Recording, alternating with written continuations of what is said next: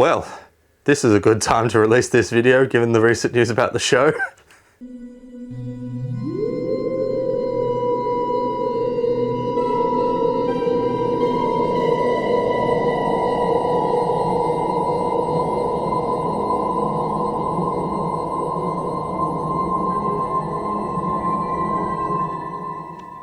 What's going on, everyone? It's me, Julius, aka JR Media, and welcome to the complete Doctor Who Blu-ray and DVD collection. So, as you can see by the title, this is part one, because much like my 4K Blu-ray and DVD collection video, if you want to check that out there, you can just, there'll be a link up there.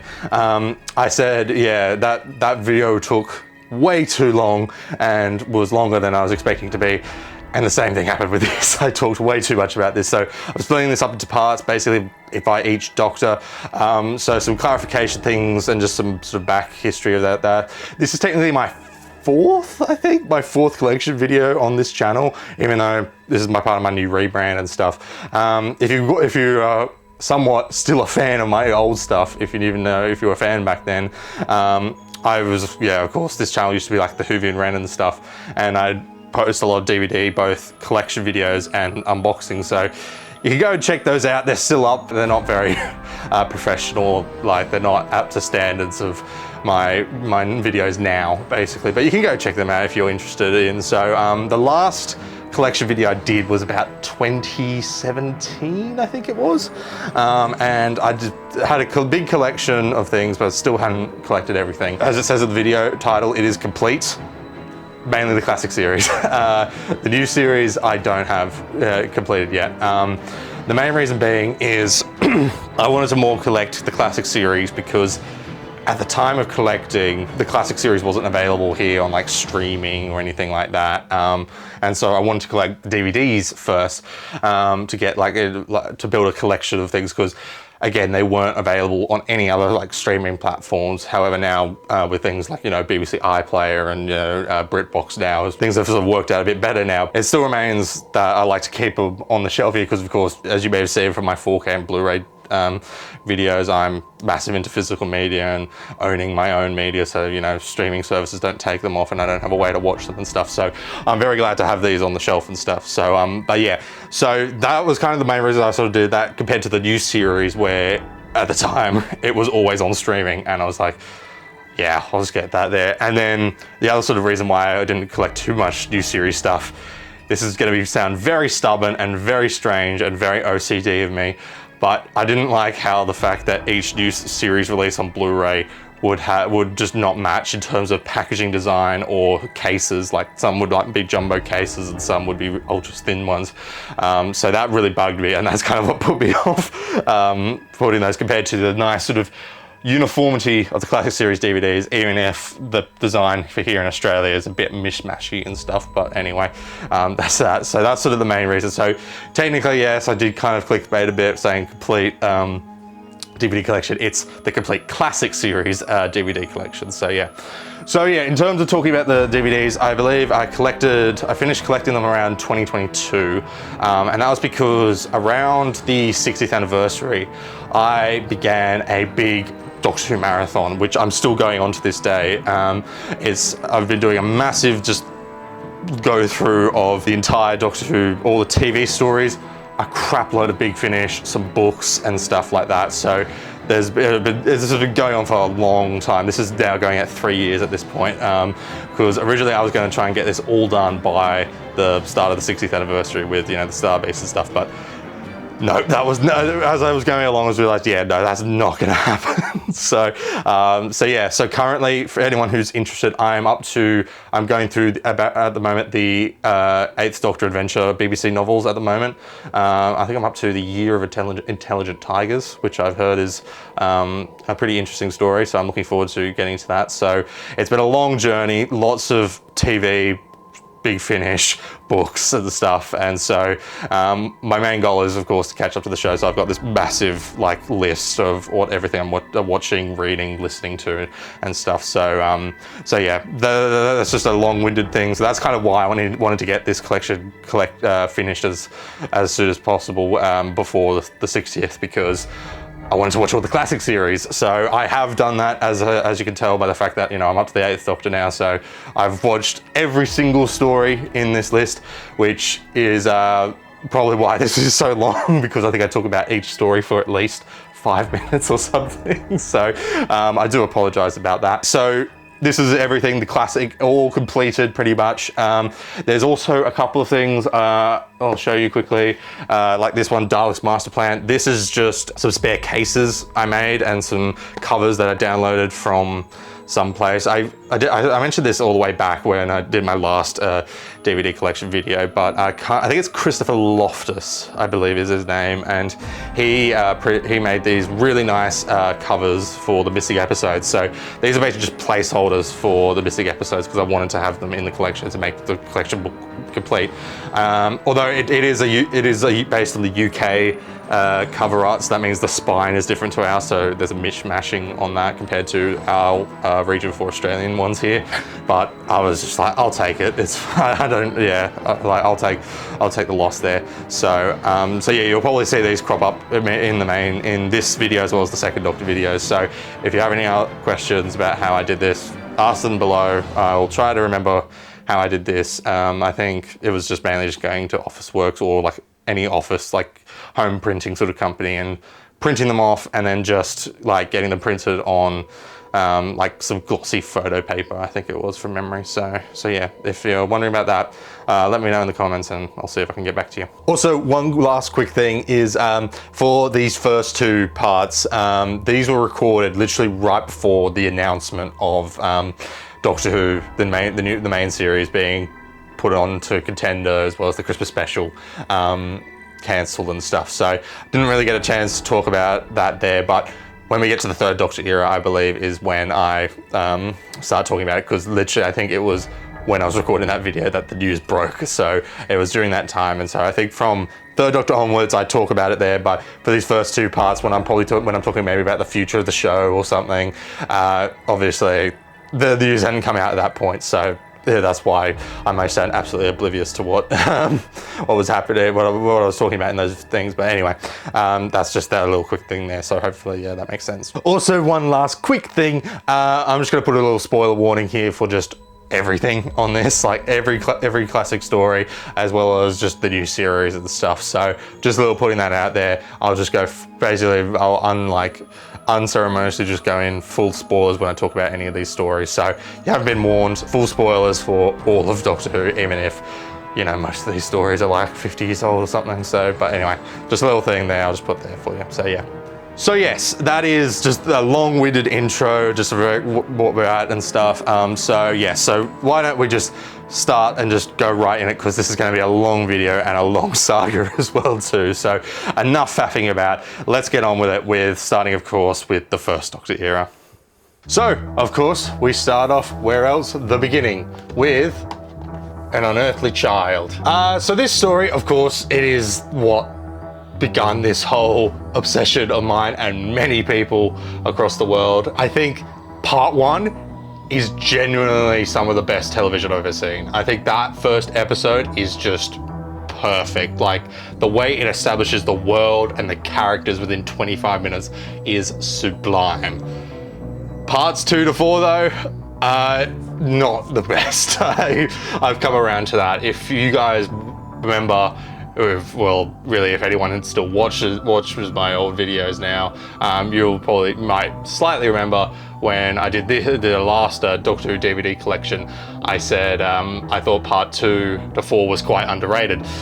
Having come and watched it now again, yeah, no, I sort of go back on that and go with the common conception, because it's just, it becomes just bog standard Doctor Who, which is enjoyable because of course this is what Doctor Who would become, but it's just like, it's just not as compelling as that first part. I think the only part that matches that first part is the bit where they're carrying the wounded tribesman and the Doctor is planning to murder him with a rock because he's like, oh, well, he's gonna slow us down, but then Ian stops him. I think that scene is a perfect beginning to the Doctor's like character arc that he goes throughout most of the William Hartnell era. So, but apart from that, there's not a whole much. It's just a lot of just rapping about like tribesmen like discovering fire and stuff, and so, but it doesn't take away the fact that that first part is a phenomenal start, because it establishes all the characters, establishes Susan, the Doctor, Ian, Barbara, and just the TARDIS as well. Just everything just perfectly sets up for 3 parts of just running around in the Stone Age, where people have really bad teeth makeup and just go around saying fire all the time. So, but yeah, it's still commendable for, like, of course, starting the show, and of course part 1, as I said, is bloody brilliant. Then moving on, we have the Daleks. So this is of course when really they kind of figured they had a big hit on their hands, because while An Unearthly Child did okay, that was really because didn't do massively well, because it was coming out around the time of the Kennedy assassination, where they had to re-record the first episode because no one watched it. But anyway, this is of course when, yeah, Doctor Who had its first big hit, because the Daleks were just amazing villain that just exploded in popularity to like Dalek mania, as they coined it back in the 60s. But in terms of the story itself, I've come around to it. I think I remember last time I said I wasn't a massive fan of it, but I think I've come around to it. I still retain that it does feel too long for 7 episodes. Like, I think only season 7, as well as probably Evil of the Daleks, I think are the only ones that can get away with doing 7-parters. So this one, I just feel it's too long. Like, for goodness sake, there's a whole episode where they're just trying to cross a canyon in this one. So, but regardless, it's still a good story and shows off the dark. This introduces, of course, yeah, as the title says, the Daleks, the Skaro, as well as the Thals. Like, the Thals are quite interesting development, even though they're the generic good guys here. They become a lot more interesting later on.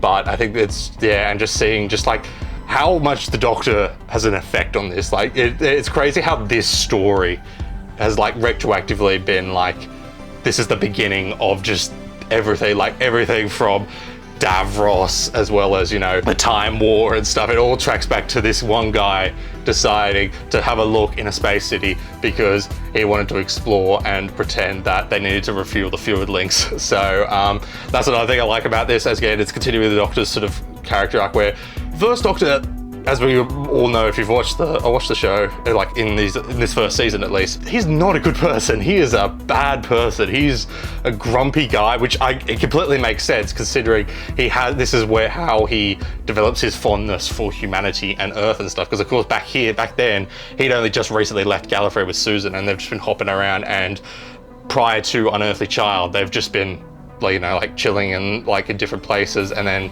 the Doctor stumbles on this planet called Earth. It's like, oh, that's kind of interesting. Like, he has no connection at all to this point. So this is when he develops that connection throughout this thing. So, but it's really interesting just to see just how selfish this guy is, and pretty much this entire story, the reason why the characters are in that, our main characters are in this quabble with the Daleks and the Thals, is all down to the Doctor's fault for just wanting to go and explore. So it's a really cool idea, and it's really interesting to see just how much he changes over this entire era, basically. So, but anyway, yeah, the Daleks. It's I mean, yeah, there are lots of memorable things about it, and a lot of things that introduce so many elements that would impact the wider sort of Who'diverse. But it is 7 parts long, and it really does not have to be that. Like I said, crossing a canyon for one entire episode, you really need that. That just feels like most obviously that you're stretching it. But regardless, it's still a good story. I do enjoy it. Then we come to the Edge of Destruction, which is probably the best out of these first 3 stories, actually. I think it is a really solid, like, miniature, like, scaled down, isolated story. Of course, this is only 3 episodes, and it all takes place in the TARDIS. But this one is just, I didn't realize this until going through my rewatch for my marathon. This is a very, very important one for the Doctor's character. Like, this is when he actually accepts Ian and Barbara as being companions, because previously, of course, he kidnapped them in Unearthly Child, and he sort of just tolerates them for the Daleks and stuff, but this is the one where he finally actually gets along with them, and like they finally hash out their problems mostly, and he finally comes around to them and they accept that. The plot of the fast return switch being what causes all this to go wrong is quite funny and interesting idea with the whole concept of the fast return switch. So that's quite interesting. But yeah, it's a great sort of 3 episode, or was it 2 episodes? I can't remember. It's a great short episode that feels a very character worthy, and some really weird, eerie scenes, like, you know, the scene of Susan holding the scissors up to, I think, Ian, is just like really chilling and stuff. So yeah, this is a really great story. Like I think a lot of people have sung its praises now because of like going through and looking at sort of the Doctor's sort of character arc that sort of occurred over these episodes and stuff. So I think this one gets a lot of sung praises now. So I wouldn't really say it's underrated anymore, but regardless, it's still, yeah, it's a great story now that's now seen as such. So yeah, great character story for pretty much everyone really, including Susan, because oh boy, poor Carol Ann Ford. She really didn't get a whole lot to do in the show, but yeah, you know, at least she got something here as well as another episode later on. Then we have Marco Polo. So these are my old DVD cases that I printed off way back when I did my last DVD collection. This was the covers that were made by, I think, Christopher Loftus, I believe. I'm not sure if they're still up there anymore. I'll see if I can find them, but I basically printed all these off because, you know, I wanted to get them. I wanted to have the missing episodes in my collection in terms of a case form, so basically. So these don't actually have the discs in them. I never got around to burning the discs and stuff because I can't remember. I think it just took too long, and then by that time a lot of the episodes had been released in missing animated forms. So I just was like, I'll just wait until they eventually get animated, even though this is going to be one of the last ones they animate, considering of how much set design and how many costumes they have to animate. So it might not even happen at all, but we'll see. So yeah, but regardless, yeah, that's sort of why I've got all these sort of covers spread out through here. So if you want to print them off, I'll see if I can find the links to them, but I'm not sure if they're there anymore. They're not the greatest quality. I kind of noticed that, I don't know if you could see on camera, but you could see, especially on the roundels as well as the low Marco Polo there, it's very dark to the point where, or like very contrasted, where you can see Marco Polo, the yellow, it's very yellow compared to, like, say, the next story we talk, Keys of Marinus, which is very white there. So I was a bit disappointed about that, but it was just like, it is what it is. I'm not going to nitty gritty, and especially when I've tried to replicate the Region 4 covers, it's just been a pain, but we'll get to that later on. Anyway, we're here to talk about Marco Polo properly, aren't we? So Marco Polo, I mean, it's actually really good. Like, I watched the loose cannon reconstruction, and then I just realized this is also 7 episodes, so I think this also does 7 episodes pretty well. Like, I don't know how, but for some reason it was very engaging. Like, I think it could be the fact that we moved to different time and setting places, which I'll talk about in the next story. But I think, yeah, it's just a very interesting story where you have them just be wrapped up in Marco Polo's like journey to somewhere, I can't remember, but just like, and they accompany him across across Asia, I think it is, and you just got this great sort of plot about this. I can't remember this guy.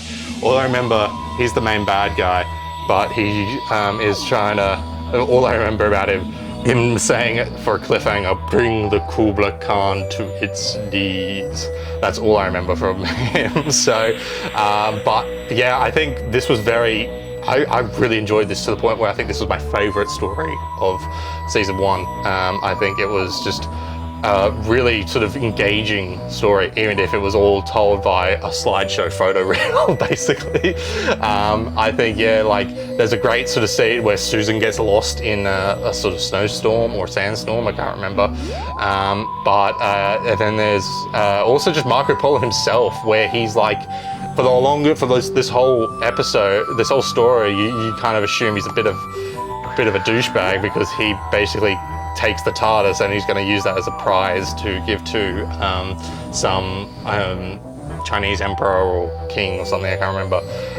And basically you're very hostile to him towards the start of the characters are at the start of the story, but as you go along you sort of realize he's sort of, I think from memory, he's been cast out or something.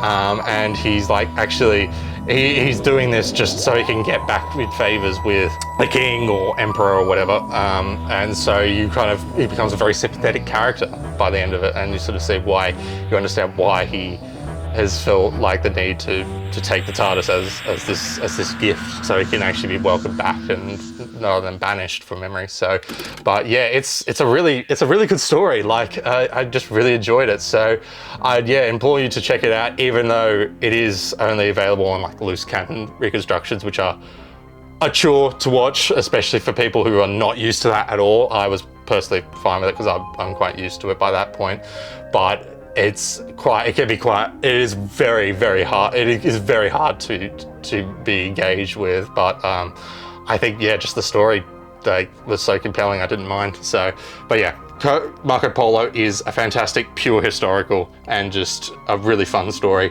Again, it's going to be a very long time probably until we get this animated, or even animated at all, due to the fact that it's both 7 parts long and also so many costumes and set locations that the budget for those animations just probably do not have. So maybe this one I might rip and put a loose cannon reconstruction on a DVD, because it'll be very, very long time, but I don't know, we'll see.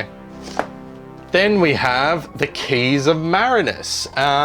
So this is also a really enjoyable story. This might actually be my second favorite of season 1, and I think this does what I mentioned beforehand, in that this is probably the best way to pace a 6+ parter. So anything that's 6, 7, or 8, or 12 parters, whatever.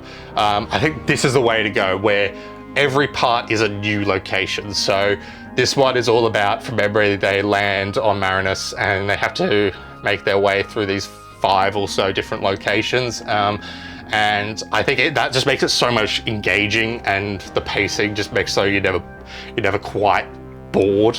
So like each new part, you're going from to a new place. So I think that just makes it a lot more engaging, a lot more sort of compelling, basically. So, but yeah, this is great. The Vord are an interesting baddie. They very much just like a really interesting sort of design, as well as also just like an interesting sort of villain as well, in that like they do feel quite a bit like a precursor a bit to the Cybermen a bit, which makes sense considering in the extended universe there's a couple of things where in some media they retcon that the Vord are the precursors to the Cybermen. So but there's like different things that contradict that, as a lot of the things in the extended universe does. So, but yeah, like they're kind of interesting. There's also the brains in the jars with the eyes. I think they're revealed to be a big baddie as well, which is so bizarre. But yeah, like Keys of Marinus is great. There's a really gnarly scene in this, not like a gnarly, more like a very creepy and just very ominous scene where Barbara gets locked in that shed with that guy, and it's like the implications there are like just oof, like nothing remotely awful happens there. It's just the implications of what that guy is maybe trying to do to her and stuff. It's just like, oh, these vibes are going into a very, very dark territory. So yeah, I just remember that on watch being like, ooh, that's a bit confronting. But yeah, like it doesn't act on anything or that. It's just the pure vibes of the scene. So, But yeah, regardless, Keys of Marinus, yeah, great story. I really enjoy it. Then we have the Aztecs, the special edition. So this is usually regarded as the best, people's favorite of season 1. I don't agree. I think it's still good, but I don't think it's amazing. I think it does a really interesting thing the first time Doctor Who tackles the whole consequences of time travel and trying to change the future with, of course, Barbara being like her wanting to change history here, but the Doctor being like, no, you mustn't do that, you mustn't do that, Barbara. And just this whole back and forth between them about, yeah, like wanting to change history and stuff. So it's very much, this is, of course, this is like where the original concepts, you know, you see in things like Father's Day, as well as Waters of Mars, yeah, like just all these concepts originate from here. But to be honest, I don't know why. I just don't think it's as amazing as people say it is. I think I've only watched this once on my marathon. And I thought, yeah, it was good. Not amazing or anything. I think I need to give it a rewatch because people love this story. So much so people sometimes rate it as the best of Heart Not Zero, which I do not agree at all. Like, I think it's good, but not amazing.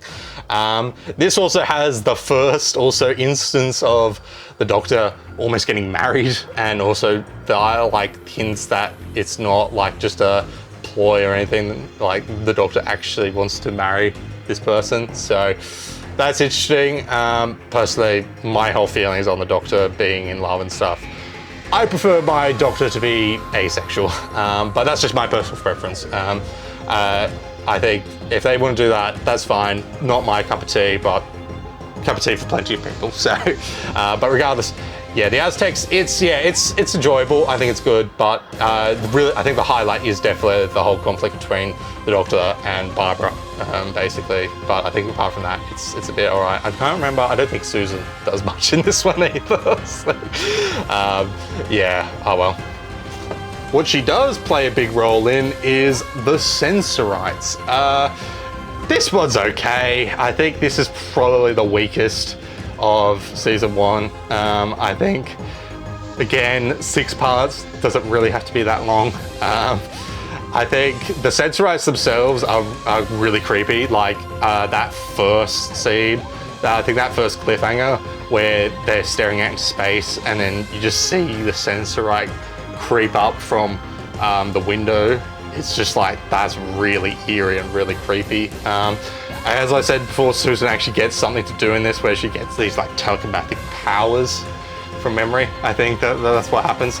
It's been so long, like I should probably, I think I already prefaced this in the intro, but like since I've been going through this whole marathon, I haven't gone back and rewatched any of it since I've watched it in my marathon. So basically all of the First Doctor stuff I haven't watched since 2023. Basically, so my mind's a bit rusty on it, so I'm trying to like grasp at straws to remember what actually happened in these stories because it's been so long and I haven't rewatched them at all to refresh my memory. So anyway, so yeah, I remember, yeah, Susan actually gets something to do here, but apart from that, I'm trying to remember. I don't think there's something about Earth involved, I think, from memory, or going from like there's a group of scientists, they have to work together, and they have to work on some problem. I think it's revealed like the Sensorites aren't like bad guys or anything. But yeah, I think, yeah, from memory, I just don't remember a whole lot about it. And I think I remember just watching it going like, it's probably the weakest. So, but still, it does at least give something for Susan to do, because apart from that, she's not really utilised at all, and which is what caused Carol Ann Ford to leave in Dark Invasion of Earth. So at least that has something going for it. Then we have the Reign of Terror. So this is, of course, the final story of season 1. This is also the first animated story in, I think, episodes 2 and 5 or 4 animated, or maybe all those, I can't remember. So yes, so this is made by is it Planet 55? Yes, who did the Moon Base and the 10th Planet. I love Planet 55's animation style. I think might be my favorite out of all the missing episode animations, apart from maybe the Invasion. However, with this one, it is a bit rough. Like, there's just, like the animation just does, I'm trying to remember what it was. Like, there's something about like the framing of it just looks very off, as well as a lot of the like movement is just so like rigorous, and just like something about it, like it's something, I just remember just watching it and just thinking, oh, this looks like a big downgrade compared to the moon base and the 10th planet. So I think from memory, and a lot of people have sort of said as well, like this one just feels, just the animation is just not up to par here. Like I think it's due to the idea, like a lot of people think it feels rushed and sort of stuff because they were trying to get this out. So, but I can't remember. In terms of the story itself, it's okay. Like I think the whole thing with France and stuff is pretty interesting, and of course that time period where the Doctor's got that fascination for the revolution during France. I think very interesting, and just sort of that whole thing where the Doctor has to, I think from memory, he's on the back foot trying to find Susan, Ian and Barbara from memory. I think that's it. Like he has to travel all the way to France because they get picked up by some cart or something. I can't remember. So, but yeah, I think Reign of Terror, it's an enjoyable finale, but I don't think it's anything that great. I think it's sort of an enjoyable, sort of interesting historical with like of France during the French Revolution, of course. So, but yeah, apart from that, it's a bit nah. Then we come to Planet of Giants. This is a very interesting one. I think the most memorable thing about this, for me personally, which probably speaks to maybe not how good this story is the fact that this is, I believe, the only story in terms of Ian and Barbara's tenure where it actually takes place in present day for their time. Like, this is the only one that takes place in 1963 or 4 or 5, basically. So technically, if they could just regrow themselves, they could just leave right here, because of course the whole thing with the reason why Ian and Barbara stay with the Doctor is because the Doctor can't control the TARDIS at this point, so he's not actually able to get them back to their home time, so it has to happen randomly. So here it does happen randomly, but they're too busy being shrunk, basically. So, but yeah, I think apart from that, I think it's enjoyable. I think there's a somewhat interesting like overarching plot where there's some like shadowy business dealing between these two guys, and with like a sort of growth serum or something from memory. But it is kind of interesting just to see, just our cast get shrunk down and having to make their way through a garden, and like, as you can see on the poster, like ants are like the size of like dogs and stuff. So it's like there's just like everything so small that we conjure up is just massively is now a big threat. So it's kind of interesting. It also feels a bit of a precursor to what would happen to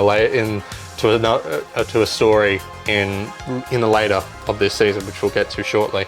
But yeah, this is only 2 parts, so it's quite short. So it's enjoyable, but it's nothing really that special apart from the niche like idea of the Doctor and co get shrunk down and have to make their way through a garden, basically. So, but yeah, they're really enjoyable. Then we have the Dalek invasion of Earth. As you can see here, this has a little fancy logo. That's because back when this came out here in Australia, as well as a couple of other runs of DVDs you'll see throughout this whole collection video, these came out in 2003, which if you do your math, that is the 40th anniversary of Doctor Who. So this is just before the series came back. So they have this nice little Doctor Who logo, which for ages and ages, I did not realize that the H there was a 4. I don't know how I did not realize that, but for some reason, that only clicked in my brain when it was pointed out to me a couple of years ago. Like, I've had these on the shelf for years by this point, and I never clicked that was supposed to be a 4. Like, it's the same thing about how the Disney logo is a D and not a backwards G.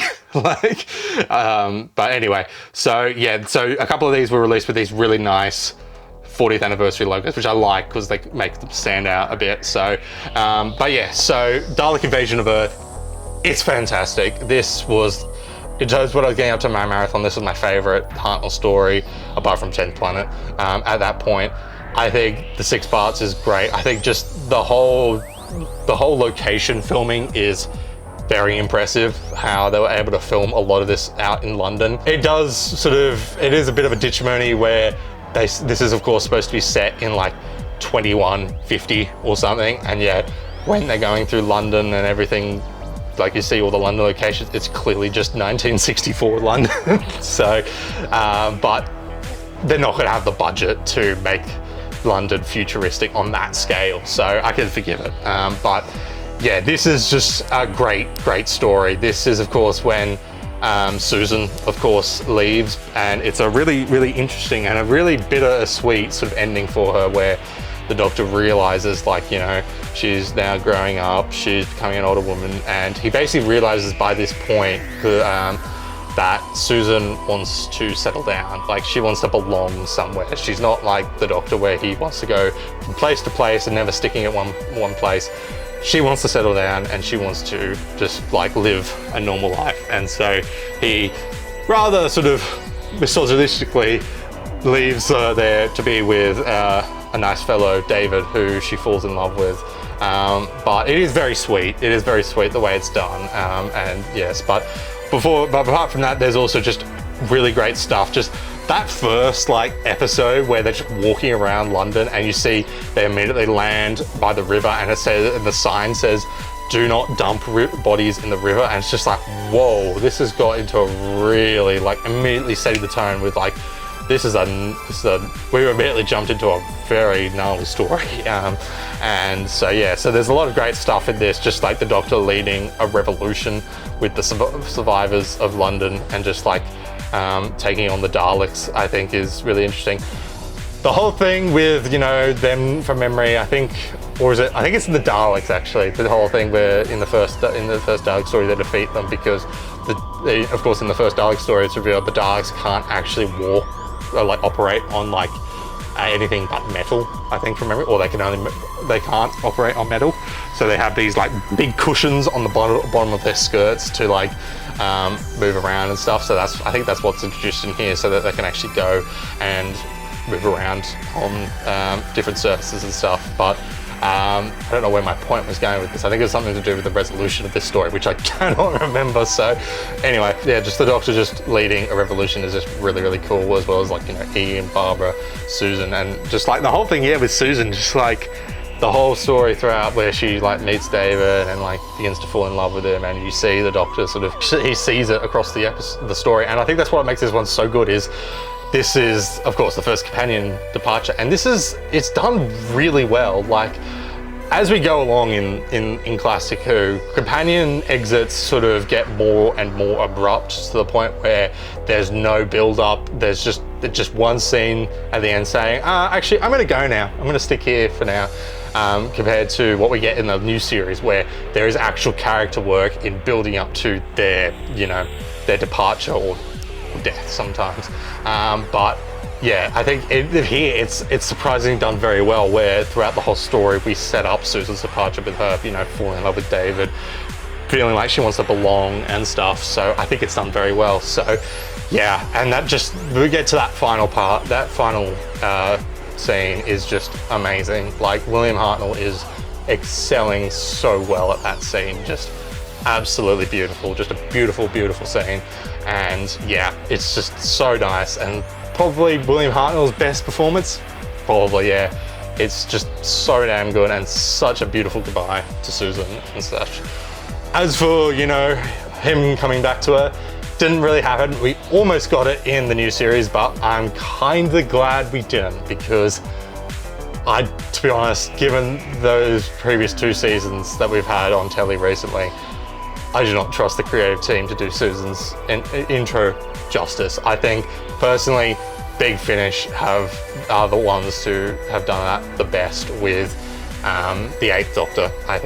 I don't think you'll ever top their reunion as good as they did. So if you want to figure out what happened to Susan being reunited with the Doctor, check out the Big Finish audios, specifically An An Unearthly Child, not An Unearthly Child, An Unearthly Child. It sounds a bit, it's hard to say, but I'll put it on the title. I'll put it on the screen here. So check that out, as well as a couple of other ones that you can view on Taskwiki and stuff. But anyway, that's it. So yeah, Dalek Invasion of Earth, fantastic.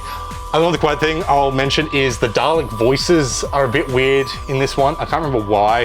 I just remember watching it and feeling, oh yeah, the Daleks don't sound that great. They definitely sound better than the ones in Day of the Daleks, which are just so awful. But I think, yeah, I remember watching this and feeling, oh yeah, the Dalek voices aren't too great, and there's a bit of downgrade from the Daleks. So, and I think a lot of people have that issue as well. So that's a bit of a downer. But apart from that, I think, yeah, this is still fantastic and one of the best Hartnell stories and one of the best Dalek stories, really, and a beautiful, beautiful goodbye to Susan.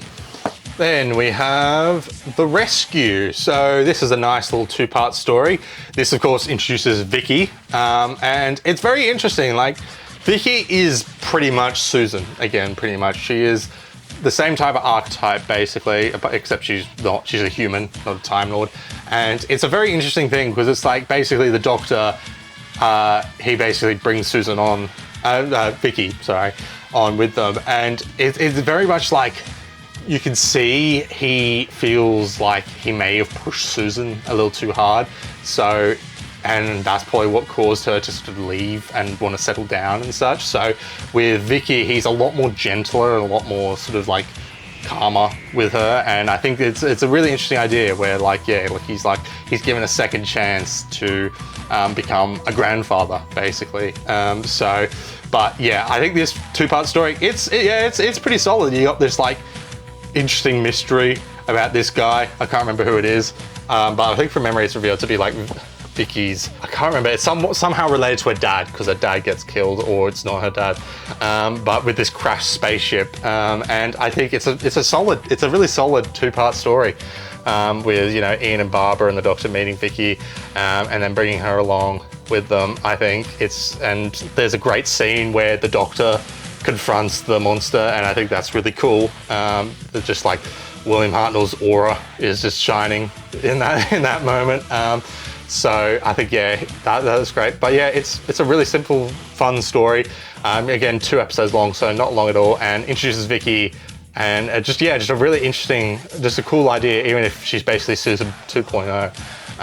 But I think, yeah, she's very interesting, and I think it's it's cool to see the Doctor sort of, we're well into his character development by this point, where he's like, yeah, he's growing a bit more softer and stuff, and you can see that in his interactions with Vicky here, and such. So yeah, good story. Then we have The Romans. People really love this one. Oops. Yeah, people really love this one. This is, people like say this is really, really enjoyable. I enjoyed it. I don't remember a whole lot. I do think it's nice that for like the first like part or so, this is like the Doctor, Ian and Barbara and Vicky, they're just having a simple holiday. They're just chilling, they're relaxing. Like, apart from, of course, the opening where the TARDIS falls off the cliff, they literally are just enjoying just time travel, basically. They're just enjoying nature, they're enjoying Roman times, they're just chilling. Like, it's kind of enjoyable to see. For the most part, they're just enjoying, they're having a nice little holiday and such. Apart from that, I don't remember a whole lot. I think from memory, Ian like does a bit of gladiatorial fighting, as well as also the whole thing about the Doctor being like cheekily realizing that he's started the Great Fire of Rome, and he's like, very good, very funny. It's just like, you think that's funny, do you? Okay, that's a bit strange. That's a bit morbid. But again, like, this is of course back when he was like, you know, a bit of a douchebag. But anyway, I think, yeah, from memory, I enjoyed it, but I need to give it a rewatch because I don't remember a whole lot about it. So maybe I'll like it more. But I know a lot of people really enjoy this, and for a story that has quite sort of dark sort of implications, it is very silly. So, so yeah, very interesting. But it's good. It's an interesting story, and just really nice just to see the companions and the Doctor just enjoying staying in a place and time for once. So yeah. Then we have The Web Planet. This was actually, if you remember all those years ago when I did my last classic Doctor Who DVD collection, this was the one DVD in the Hartnell era that I had yet to get, because this one went out of print and I was trying to find it for ages. Years ago, found it and bought it. But that was, of course, before the season 2 Blu-ray came out, so now this is kind of obsolete. But regardless, the Web Planet, yeah, it's not great, is it? I do applaud its ambition, because my word is this ambitious. Just like, the budget for this is nowhere near what it needs to be, but it is commendable that they at least tried. Like, this is just absolutely very ambitious with just the Zabi, as well as, you know, all the different bees and just all the other insects. Just very, very ambitious. But my word, this is definitely probably the worst Hartnell story. It is just, I think this wouldn't be nowhere near as bad for 2 reasons. If it wasn't 6 parts, as well as also if both the Vaseline lens wasn't smeared over everything, as well as if the Zabi just made any different noise apart from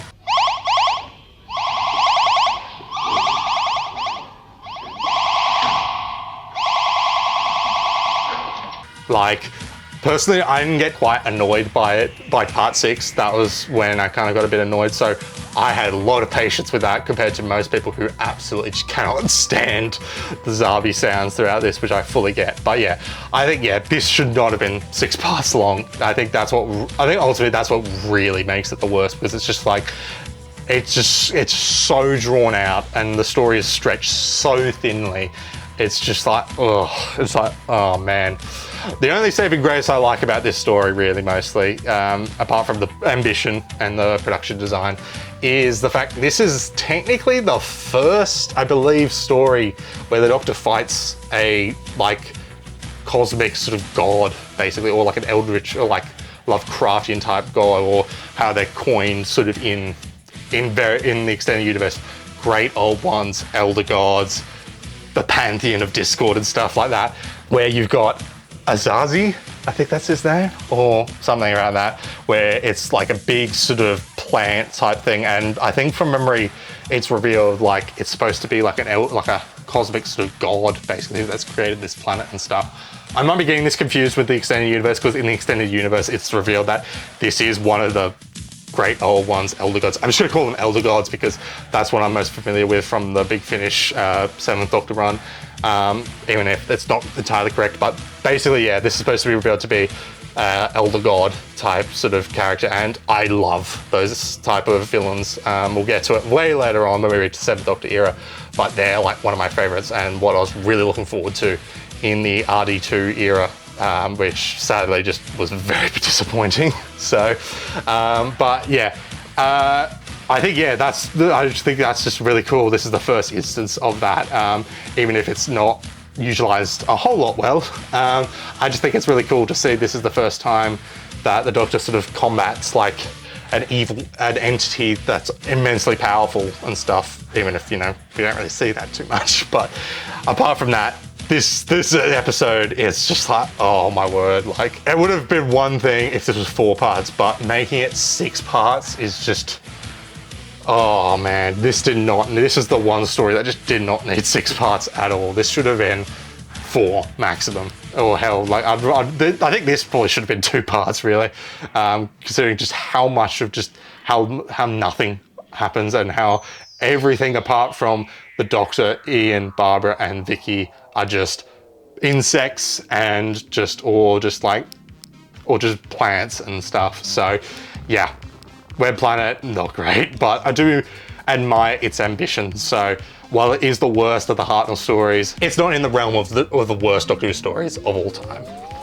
Then we have The Crusade. This is again another printed cover off with no disc, mainly because of course season 2 was released, so they had The Crusade on that, even if it's a reconstruction, but we'll get to that when we get to the collection Blu-rays.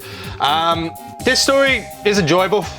Again, to be honest, I don't remember a whole lot about the pure historicals. Like, Marco Polo is really the only one I remember some things about. The Crusade, I just remember, I think Julian Glover is in this, who is He plays the villain in City of Death, as well as he's Donovan from Last Crusade, the main villain, as well as the villain in the Bond film For Your Eyes Only, as well as one of the captain of the AT-AT Walker in Empire Strikes Back. So I do enjoy a lot of Julian Glover, so it's cool to see him in this. This also has Jean Marsh as well, who, of course, would later go on in the next season to play Sarah Kingdom, the Daleks Master Plan, so it's interesting to see her here. But apart from that, I don't remember a whole lot about this. Need to give it a rewatch. I think I just remember Ian gets knighted, I think, from memory. I don't remember. It's something along the lines of that. But yeah, don't remember too much about it. So I've heard like the reason why this story hasn't been animated is because while it is only 4 episodes, there are, again, so many costume changes that it's just not feasible for the budget that these animations have to do it. So hopefully they eventually get a big budget increase where they're able to actually finally tackle this story, because it was very disappointing that season 2, the collection, was released, and on that is just a reconstruction of it rather than an animation. So till then, we'll just have to wait and see. Then we have the Space Museum. This has the same problem as An Unearthly Child. Part 1 is fantastic. Just that whole first part where the Doctor and co land in this museum and they find their future selves like frozen in time, and realizing, oh crap, that's gonna happen to our future. How are we gonna prevent that? Is so fascinating and so damn good. Parts 2 to 4 just are so boring.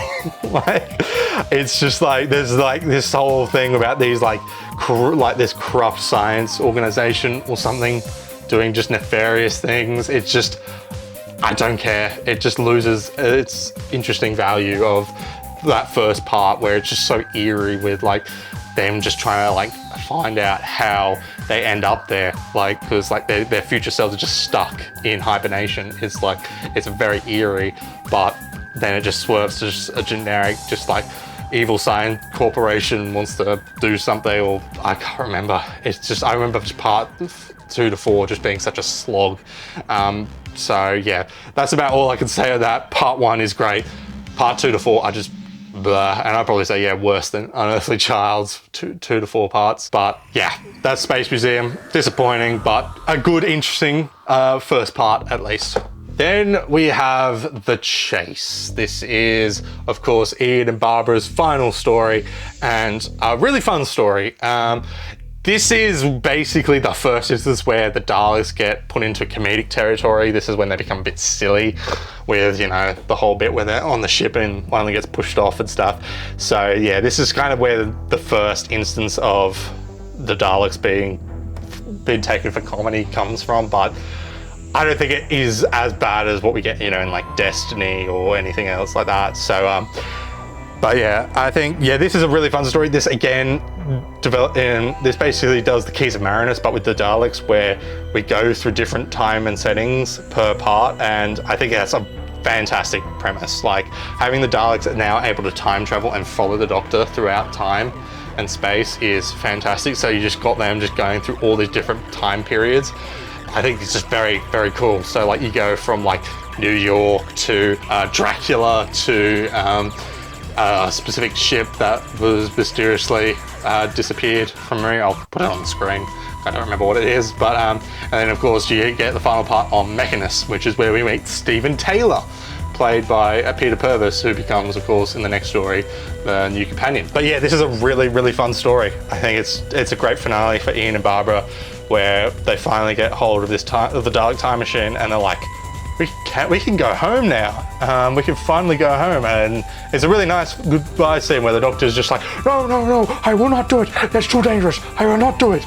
And then, of course, like the Doctor, Ian and Barbara, like argumentatively manage to convince him. He's like, very well, you know the risks. Mm-hmm. And it's, yeah, like it really shows just how much of an effect they had on his life and his character, because ultimately they were the ones to change him and make him the more softer side that we see with Vicky and stuff, and who would eventually become so fond of Earth that he would be like their main defender, as well as just loving all humanity in general, and it all comes from them. So yeah, this is a really fun story and a beautiful goodbye to Ian and Barbara. Then we have the Time Meddler. So this is actually the final story of season 2. They did this a bit back in the classic series, where really the first episode of the next season was actually the last. So of course, yeah, this is what properly makes Stephen a companion, because it's revealed in this he stowed away aboard the TARDIS. And so yeah, this is enjoyable. This is a mega important one actually, because this is of course the very first time we meet another of the Doctor's race. Not a Time Lord, because Time Lords hadn't actually been invented yet, just one of the Doctor's race. Because I think basically the idea they were going with this was before, you know, the Time Lords and stuff were invented, was the Doctor was supposed to be a human, and he was from another planet, but he was supposed to be human. So, but yeah, this is the first instance of the Doctor meeting what we later be known as another Time Lord, which is of course the meddling monk, who is played brilliantly by Peter Butterworth. He is absolutely great. Just this mischieving, just like mischief guy who just wants to just wreck time and just be a nuisance is just so interesting and so comedic. So yeah, he of course predated the Master, and I do wish they'd bring him back. I think that you could do some really interesting stuff with it, rather than him just being seen as just a Master light. That I think the main reason why they haven't brought him back was because of that. I think yeah, the monk is great in this. Just him trying to prevent the Battle of Hastings is so interesting, and just like the way that reveal builds up is so well done, where you can tell the Doctor and the monk have some history with each other, and then you get that massive reveal at the end of part 3, I think, where Stephen and Vicky find like the monk's crypt, and they find out the crypt's actually a TARDIS. It's just like, whoa, that's crazy. So yeah, Time Meddler I think is a really great story, very enjoyable. Need to give this a rewatch, because again, I've only watched this once during my marathon, so I need to give it a rewatch. But from what I remember, it just being really good, as well as just it's cool just to see them tackle like another of the Doctor's race, even if, you know, Gallifrey, Time Lords, all that hadn't been invented yet until the end of the Troughton era. Then we come to Galaxy 4, or as some people have coined it, Galaxy Bore, because not a lot happens in this story, does it, until the very end. Yeah, I don't remember too much about this one. It's not amazing or anything. I do like the Chumblies. The Chumblies are adorable. They're very funny, very nice thing, but I do enjoy it. The Dwarvens, I think they're called, you know, these female race characters, they're fine. They're just enjoyable. They're like, okay. The only thing I remember about this one is the ending, where the planet blows up, like where the Doctor and co just have to get out of this place before it goes up, and I think that's just the most interesting part about this story. So yeah, apart from that and the Chumblies, there's not a lot of home to write about. The animation here, it's okay. Hartnell's likeness looks a bit weird at times, as well as also, I'm trying to focus there, but as I get too close, I don't know if you can pick that up. No, that's too far, there we go. Yeah, the likenesses aren't the best, but it is what it is, I guess. I think it's certainly a lot better than some of the other later animations, but regardless, yeah, I don't think it's that great. So yeah, not a great animation for not a great story. So yeah, to be honest, if you're watching through all this, you could easily just skip this one. There is not much here. it's pretty naff. So yeah. Then we come to Mission to the Unknown. This is actually the only one I think actually has, yes it does, it actually has a DVD in there. I think this was the only one I ripped, mainly because that was only one episode.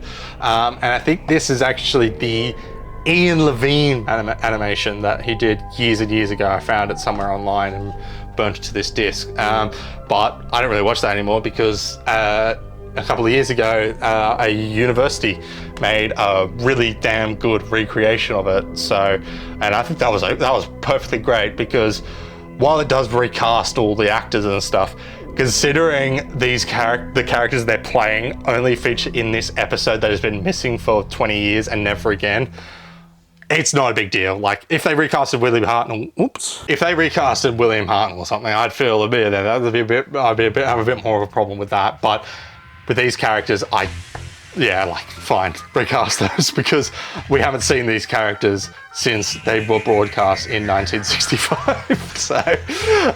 So yeah, I think Mr. Chandler, it's interesting how this is just genuinely just a straight up prequel to the Daleks Master Plan. It's just a 25-minute prequel that they had decided to make a full, an actual serial. Basically with just one part. So, but it's just cool just to see this establishing world, because when we get to Dalek's Master Plan, I'll talk about just how cool Terry Nation created this little small sort of world in the Doctor Who like universe, or more, yeah, in the Whoniverse basically. It's just like this world building is just really fascinating, and just this whole plot where you've got the Space Security Service agents trying to expose the Daleks' big plan that they're setting up, but they just don't. They just get there too late, and they're just outnumbered by the Daleks, and just all of them just die. So it's kind of brutal, like, because pretty much by the end of this episode, all of them die without any, you know, justification, like any satisfaction that their plan will get exposed to the Daleks, basically. So yeah, I think it's a great prequel story, and I think the recreation they did in the university recreation is fantastic, and the way to watch it now, because it's just so well done and so faithfully done that it's just very well done, basically.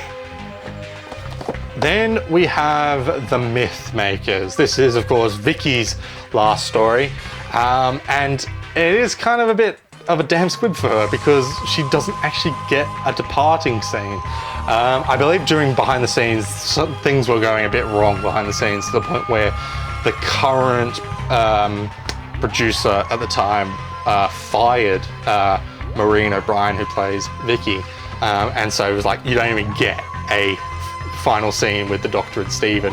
You just go into the TARDIS and then come out and looking all sad and stuff, and then say goodbye, and then the Doctor will just say to Stephen, she's made up her own mind and she's staying. So yeah, I think it's a bit of a disappointing end to Vicky, because she doesn't even get the credence to actually have a scene where she actually says goodbye to the characters. It's just like, oh man, that really sucks. Like, it's there. Apart from that, I think from memory, I enjoyed this story. This is Stephen does a bit of gladiatorial here with him like fighting and stuff. Of course, this has got the Trojan horse and stuff, so kind of a bit of a dark subject basically with this story. But yeah, I think I remember enjoying this one. This, of course, introduces Katerina, who sadly didn't have a long life on the TARDIS, as we get to the very next story. But she could have been interesting here, but I can see why they probably did kill her off in the next story.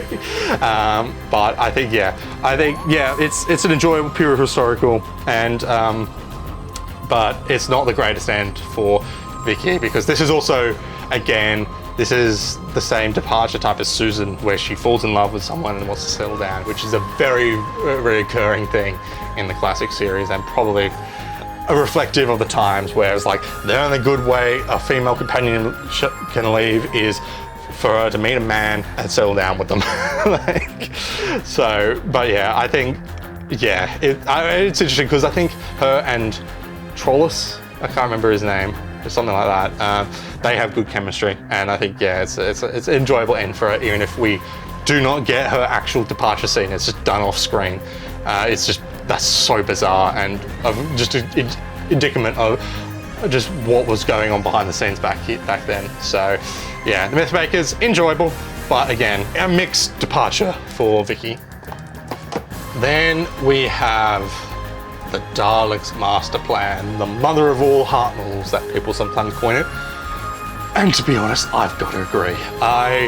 When I came to this, I watched this and I loved it. This is, apart from, even though I think I will always love 10th Planet more, this quality-wise is probably the best Hartnell story. It's just a full-on epic, and I think it works so damn well. For people who want to watch this story, of course, we've now got 2 parts of the Daleks Master Plan back. I haven't watched part 1 or 3 yet, because again, like I said, I've only watched through all these once since my marathon, and when I got to this point in my marathon, of course those episodes hadn't been discovered yet, but I've heard they're like very good and just like how great like the directing and stuff is. But basically, if you want to watch the rest of this story, because even now that we've got almost all, I think, first like 3, we now only have 1 part missing from the first half. I think episode 4 is the only one missing from the first half, and then a couple of others from the second half. If you want to watch these others, but you don't want to watch the loose cannon animations, I'll put a link in the description or something to Josh Snare's Daleks Master Plan animation, because he did that a couple of years ago, and that's just my way I watch it. It's just so well done, that animation. It's basically an animated moving loose cannon reconstruction where there's no like hand movements or anything, it's just pictures moving along the side stuff, but it makes it so much more engaging rather than just watching watching still photos with just text running along saying what the characters do.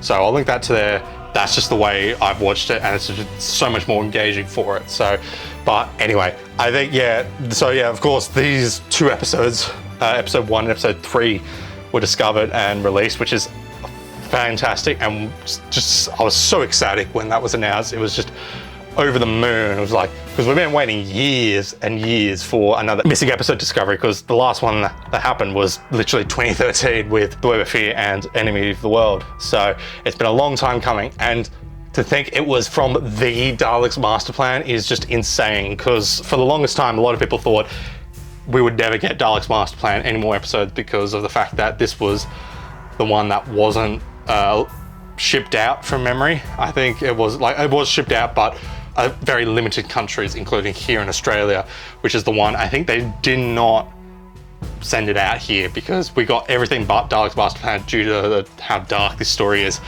And understandable why, because this is a very dark story. Like, it is a very just harrowing sort of story about, political espionage and just the Daleks wanting to conquer just the entire universe, and just all these double crosses and just lots of death and just destruction throughout this whole story. So of course it's 12 parts long, so it's a massive epic.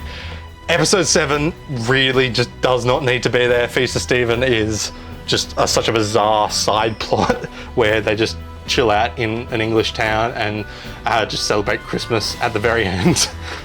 So you could easily just skip that. But apart from that, I think it's brilliant. Katerina is sadly killed off in this story, which is a shame, but I understand why, because her whole character at this point in this story, as well as the last, was just asking questions all the bloody time, like, because of course she's from Troy and stuff during that era. She has no idea what any of this stuff is. Like, she sees the Doctor as like a god and stuff. So it is a shame they killed her off, because she could have had potential.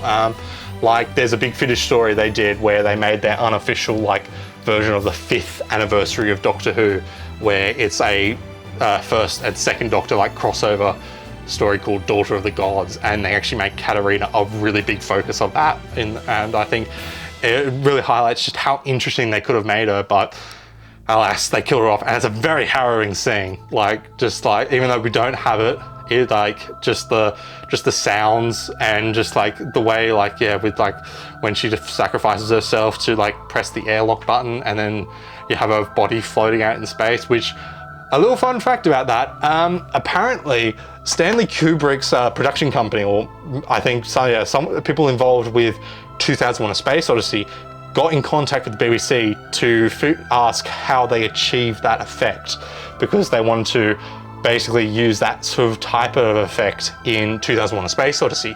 So that's quite interesting that this story influenced one of the most iconic and influential sci-fi movies of all time. So that's quite interesting. This is just a fantastic story. This, of course, introduces Sarah Kingdom, who goes from misguided space security agent to companion of the Doctor, and we've also, of course, got Nicholas Courtney's first appearance in Doctor Who as Brett Viren, the Sarah Kingdom's brother. and he's great for in it. It just feels so weird to see him without a mustache. But yeah, it's great. And just this whole story is just, it just gets so harrowing by the end, where just like the Daleks have created this device, a time destructor.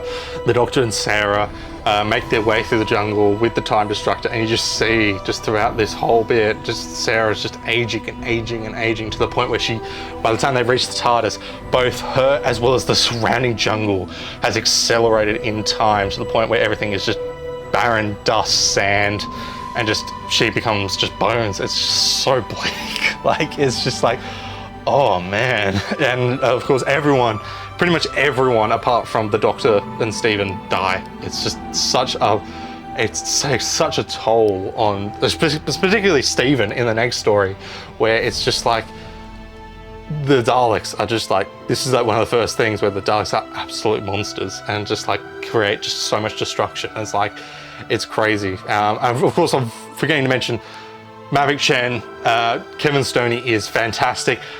Even if it's a bit problematic, considering he's a white man playing with Asian features. I don't know why they went with that idea, but it definitely has not aged well. But I think Kevin Stoney plays Mavic Chen so well, and he's just such a great villain, where he's like, okay, he's the guardian of the solar system and is working with the Daleks until he realizes, oh, I'm actually just being used and am expendable to the Daleks. So yeah, I think he's a great villain, and all these characters are great. And I think I mentioned this before in the Mission to the Unknown, but just this little world that Terry Nation has created in this 12-part epic just is so cool. Like the Space Security Service, the Guardian of the Solar System, the other members of the Daleks sort of syndicate, basically. It's just so fascinating. It's such a unique world, like, and that gets really well explored in Big Finish with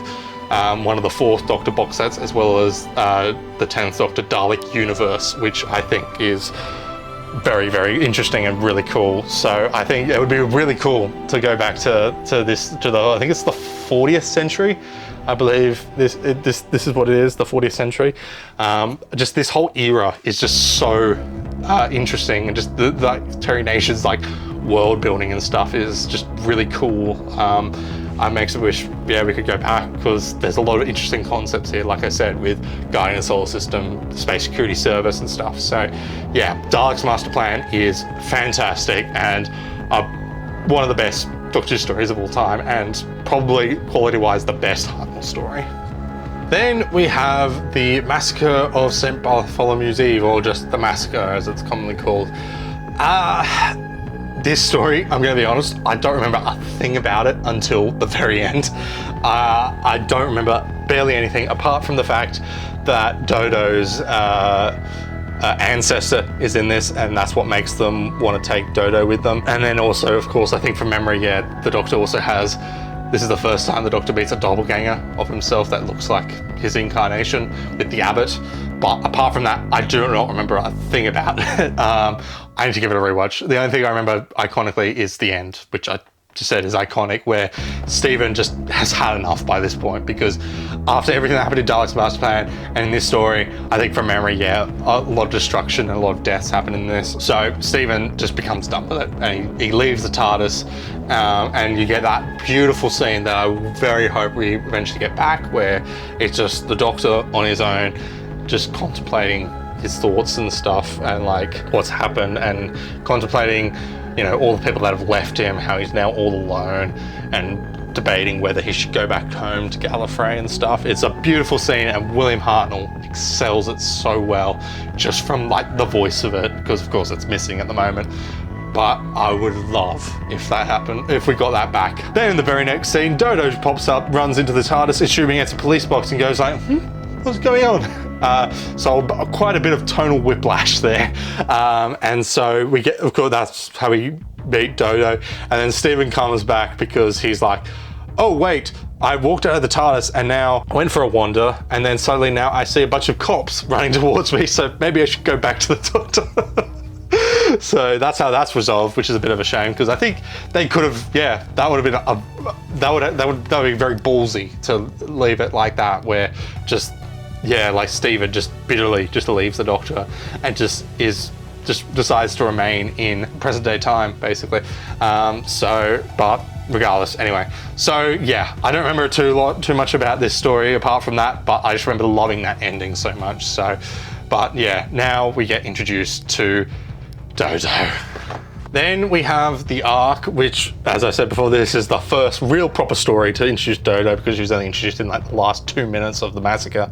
But this story, it's actually interesting. I enjoyed this because it does a really interesting thing that I wish more Doctor Who would do, where it's a 4-part story, but the first 2 parts take place in a separate time period, and then the second half jumps to the future of that time period. I think I remember just really thinking that's such a creative way of displaying time travel and stuff, where, you know, we follow this story for the first 2 parts, where we meet these characters and get introduced to this place and this setting, and then in part 3 we jump several years or decades, I can't remember, into the future, where the stuff that's been set up at the end of that first half is what's become of that. So I remember just really enjoying that.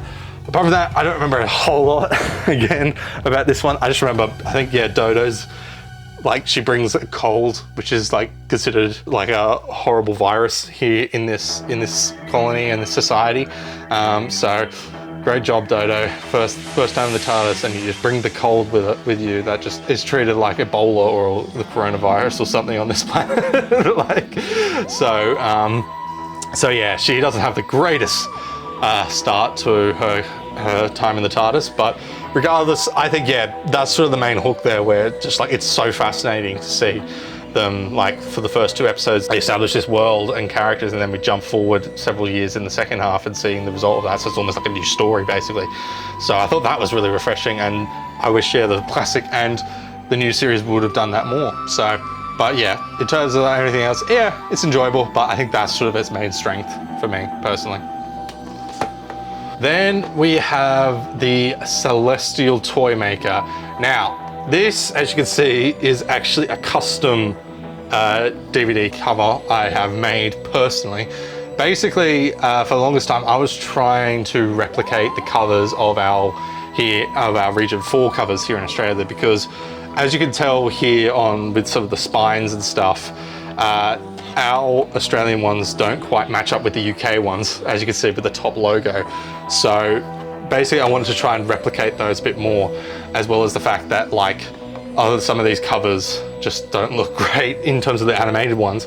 So I tried my best. I spent so long trying to get these perfect, but I've just never been able to get them perfect, because whenever I've tried to get them printed, there's always something that goes wrong and it just never looks quite right. So I've basically given up on this point on trying to print these covers, because it's just such a pain. Like, I don't know if you can tell on camera, but this, like, some of the printing, the ink is a bit smidged all over the place due to just how finicky it has been to get this quality, because there's just such a whole annoying process where I've tediously where things have gone wrong, where things look too dark. The roundels are so compressed for some reason when I print them off at, like, printing shops and stuff, to the point where I'm just like, I'm done.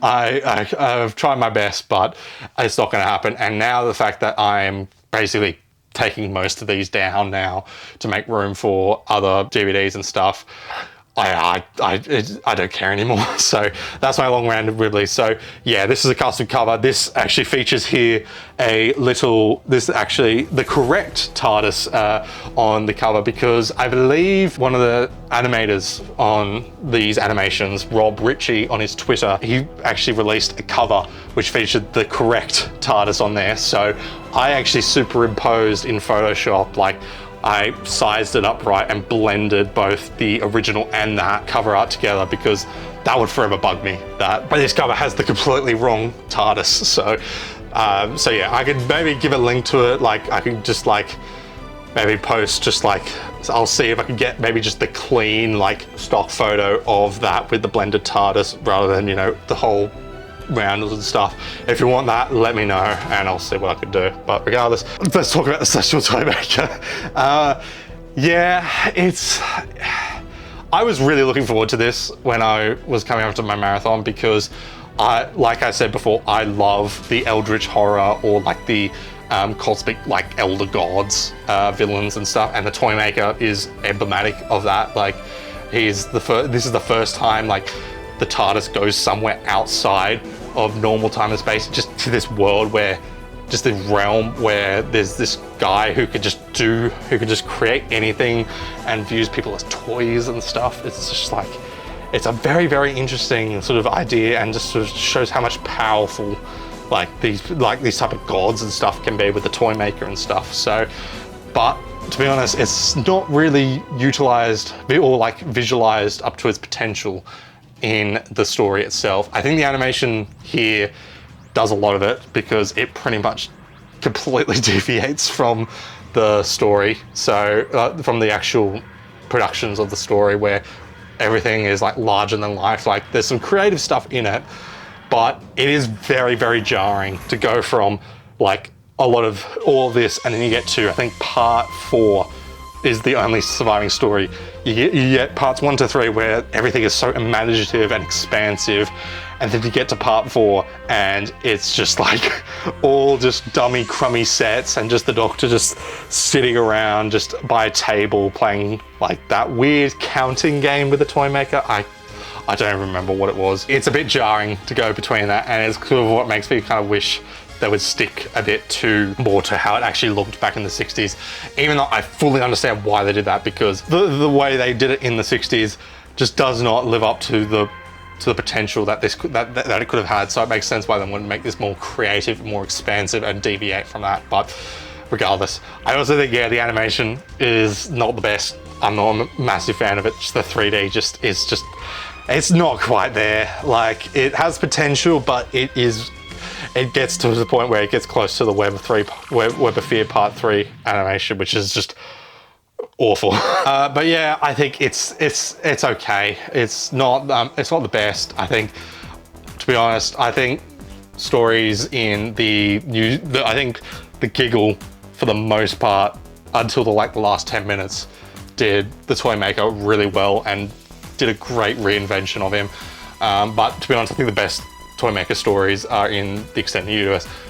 Mainly the Magic Mousetrap. I think Magic Mousetrap is the best Toymaker story, and I don't think anything will top that. So regardless, I still think, yeah, the concept of the Toymaker is incredible, and I think mostly the villain is pretty damn good. Michael Gough is great, who would play a couple of Time Lords, I believe, during the Peter Davison era, or is it in Deadly Assassin? I can't remember. But of course, he would go on to star as Alfred in Batman 1989, all the way to Batman and Robin. So that was quite interesting. And I think also he actually married Anique Wills, who plays Polly in the Second Doctor's Companion, which is quite interesting. I might be wrong about that, but regardless. So yeah, I think he's great. But just, yeah, the potential is just not quite there. And the animation, while it does raise its potential, it strays too far from the original to the point where I can forgive it, even if it is a lot more creative than that. So it's a very mixed bag and a bit of a dilemma of what do you prefer. So, but yeah, Celestial Toymaker, yeah. Then we have the Gunfighters. People really enjoy this one. I think this has been reappraised. This used to be seen as like the worst Hartnell story, but people love it because of how fun and silly it is. It's enjoyable. I don't remember too much about it. I think it's a very interesting, it's a very refreshing setting where it's just a Western, and something that Doctor Who hasn't done before at this point. It's enjoyable, I think. Yeah, like seeing the Doctor having to go to a dentist because of the sweet. He's got a toothache because of the sweet that the Toymaker gave him as one last like FU to him. Like, that's kind of funny. And I guess, yeah, it's not meant to be taken seriously. It's a silly run around Western story. And yeah, I think from memory, one of the other highlights I remember about this is this actually has the voice actor who plays Scott Tracy in Thunderbirds. I think I remember watching this and just hearing that voice. I was just like, that's Scott from Thunderbirds. wow, that's crazy. But I guess that makes sense considering, of course, this is the West, and so it's set in America, so you need American actors and stuff. So, but yeah, I think, yeah, this is an enjoyable story. I need to give it a rewatch. I think in isolation, I should probably try and give this a watch rather than, you know, when I watched it was going through the marathon of like various different every single story one by one and stuff. So maybe just one day when I'm feeling it, I'll put it on and I might enjoy it more. But yeah, one last thing about this one. This has, I think I mentioned this in, again, the last DVD collection I did. But if we just zoom into here, there we are, you can see that the text for the gunfighters, the top of it, it looks almost like it's cut off. Like, it's very, very strange. Like, for some reason here in Australia, the way they printed it, they've cut off the top of the text there. So if I compare it to the spine, oh, well, that's very blurry. It's very hard to see there. But if we compare it to, say, like, yeah, let's compare it to the arc. There we are. See, you can see there, like, the arc is perfectly, yeah, the top of it looks very fine. But then when we compare to the gunfighters, yeah, notice how, especially on the R as well as the T, especially, as well as the G, they look the top of them look very small and stuff. So it looks like they've very much chopped it up the top. I think that's just a simple error there. So I think it's very, very weird that they've done that. Just so bizarre, and I was kind of surprised that they kind of missed that when they were when they were double checking everything. But I guess, to be honest, yeah, you have to have a keen eye to notice that. And to be honest, I'm not sure if people really understood what I was talking about anyway. So, oh well.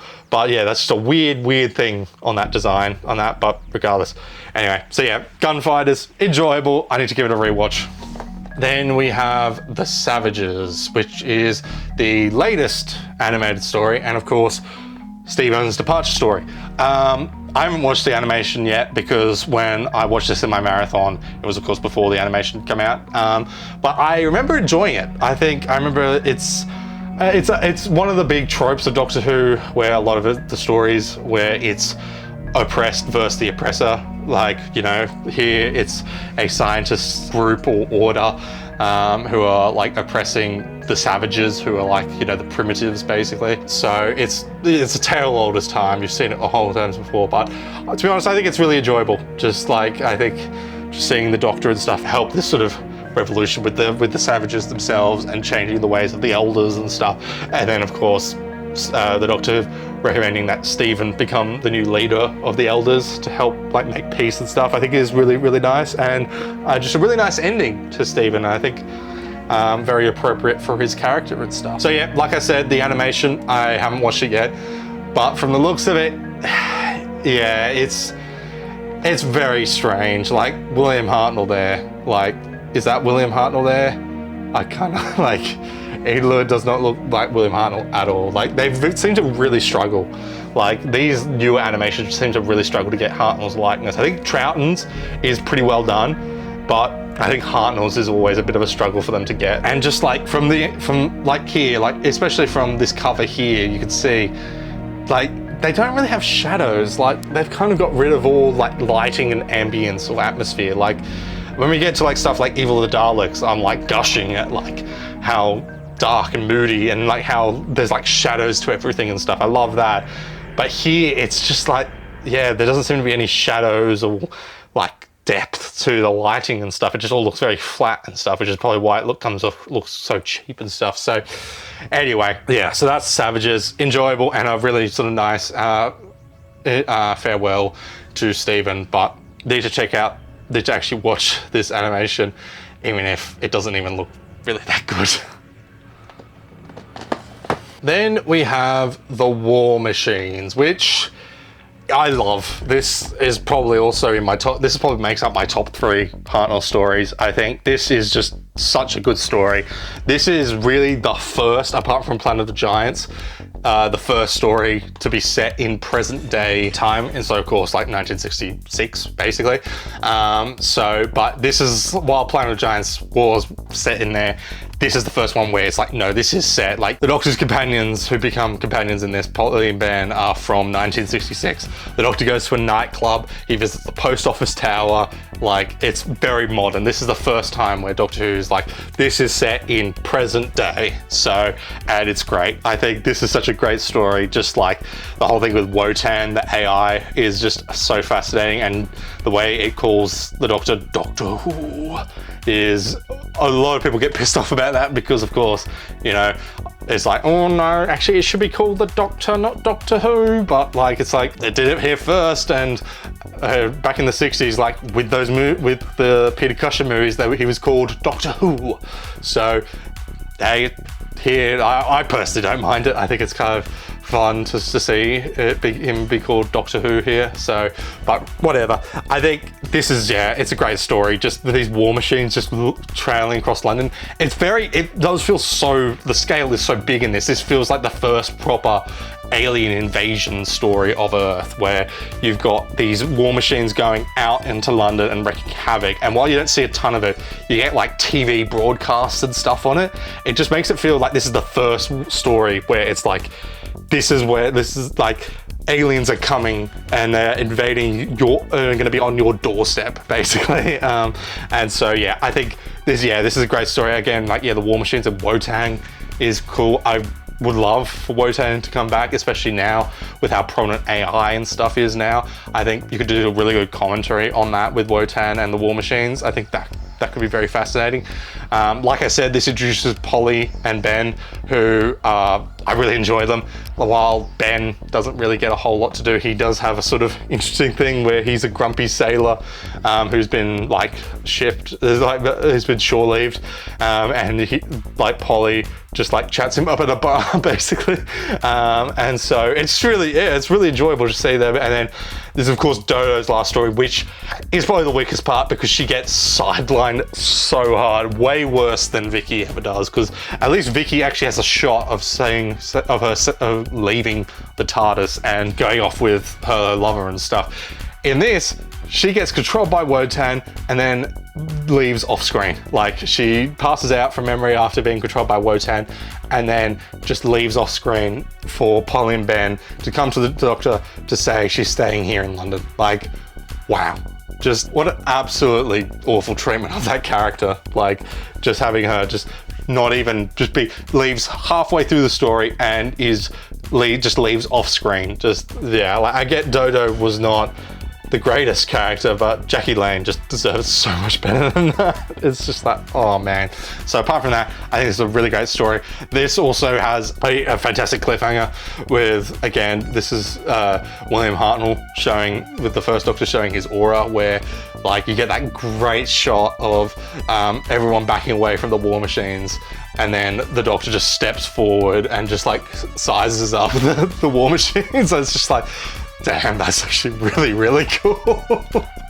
So, but yeah, I think this is a great story and just a great introduction to Ben and Polly as well. And just, again, this is the first alien invasion on present day Earth story. And it's so interesting how a lot of classic Who, particularly the Pertwee era, as well as just the new series, would take so much, all these concepts would come from this first story here. So yeah, War Machines, it's a great story, a classic, and in my top 3 favorite Hartnell stories. Then we have The Smugglers. So this is, of course, the first story of season 4 and Ben and Polly's first story in the TARDIS. It's enjoyable. Like, I think I remember enjoying it. Like, there's a nice sort of pirate sort of treasure plot. It's kind of enjoyable. I think it's also funny to sort of, we see, how Ben and Polly adjust to, like, where they, like, when they first go outside, they think they're still in present day times, but like, the Doctor's just like, no, we have traveled in space and time. Like, it's just seeing them trying to adjust to it, and of course they first deny it, but then begin to like accept it and stuff. So that's kind of interesting. I think from memory, when I did my last, I'm calling a lot back to my last DVD collection. I think I pointed out, I was wondering, because I hadn't seen the story at this point, what happens to Ben on this, because he seems to have, something's happened to him causing Polly to take care of him, and I was sort of very eager to see what happened there. And from memory, I think he just gets knocked out. Like, I think someone just bumps him over the head and that's it. Or a bit of, I think a bit of debris falls on him or something. I can't remember. So it's not as climactic as I was thinking it was being, with it being included on the cover. But whatever, I think, regardless, I still think, yeah, it's an enjoyable story and an enjoyable penultimate story to William Hartnell's tenure as the Doctor. Then we have The 10th Planet, William Hartnell's final story as the Doctor, and still probably my personal favourite First Doctor story. I will always love this story. I think it's a great story. It's the first base under siege story. The formula that would be emblematic of the Troughton era. This, of course, introduces the Cybermen with Mondas and everything, just like the best the Cybermen have probably mostly been in terms of the television show, although Well Enough in Time is also a strong contender. The Mondasian Cybermen are just so creepy. Like, they're just, the cloth faces are just so much more creepier and just like unnerving, basically. Although, to be honest, there are parts where they do look a bit silly. Mainly, sometimes when they're walking, they walk in this weird sort of motion, like they're sort of, like, I don't know, they're like, they seem lost or something. Like, the way they walk is, I think it's because they don't want to move too quickly, otherwise all their bits will just fall off and stuff, like all their equipment and stuff. So, like, they walk very, very slowly. Like, I just don't know how, like, I don't know how to describe it, apart from they just look lost and they've always got their head up in the air or something like that. So it does, that kind of takes away a couple of the fear of it, but you've also got the fact that you can see the actor's eyes through the things, but I think that makes it way more creepier because they actually still have their eyes and stuff, but it's like a brief window into just the horror of what is probably underneath this suit and stuff, where their bodies are just like intertwined with like plastic and metal and just ugh. So I think it's a very, I think that unintentional flaw is actually a strength in the character design. I think, yeah, just the setting of Antarctica or the South Pole is great. I think just like that little base thing, and it's just like, again, like, yeah, great.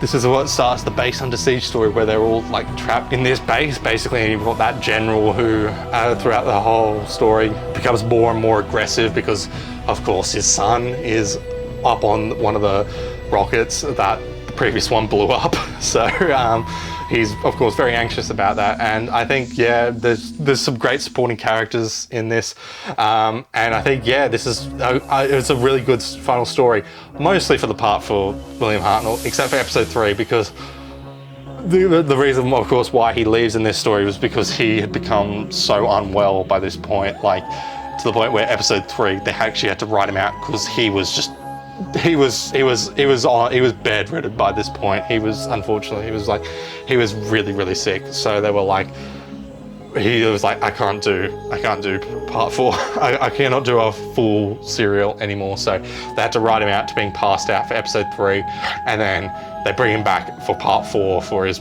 final performance, which he does excel so damn well at. I think, yeah. So apart from that, I think this is a fantastic story, a fantastic conclusion to William Hartnell's run, and of course, given the inclusion, the now creation of Twice Upon a Time, you can now watch this story all the way up to the line of when they free him from the cuffs, and once he says, "It's far from being all over," you can then go watch Twice Upon a Time, because as you find out, as he was making his way back to the TARDIS, he came across the 12th Doctor, and then he had an adventure, and then came back and then came and regenerated like in this. So that's kind of nice.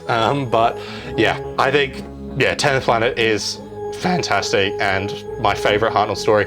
This, of course, again, has Planet 55's animation here, but this is, I think, the first one they did, and it's still my favorite. I think just that animation for part 4 is beautiful. Just like the way everything is designed. It's almost got that like sort of anime type vibe to it, and I'm not an anime person at all. I'm not a massive fan of it, but I think for this style, it actually works very well. So I really wish they hadn't gone bankrupt or out of business or anything from what I've heard. But I wish they did stuff going forward. But regardless, this we still have this and the moon base. It was the Reign of Terror, but that's not amazing. Just mainly the moon base and the 10th planet, which I think are just fantastic. So at least we got that. But anyway, yeah, 10th planet is phenomenal. So that comes to the end of part 1 of the Doctor Who DVD Blu-ray collection. Hope you enjoyed it. Next time we'll be moving, of course, straight on to the 2nd Doctor era. So look forward to that, and I will see you then. Take care.